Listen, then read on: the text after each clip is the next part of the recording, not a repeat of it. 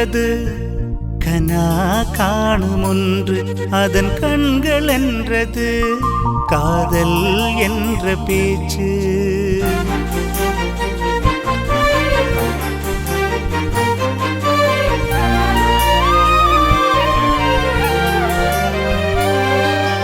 காதல் என்றது கனா காணும் ஒன்று அதன் கண்கள் என்றது காதல் என்ற பேச்சு.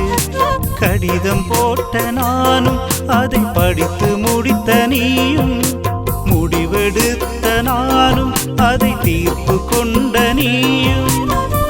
கண்மணி இங்கே காதல் கவிதை சொல்கிறேன். காதல் என்றது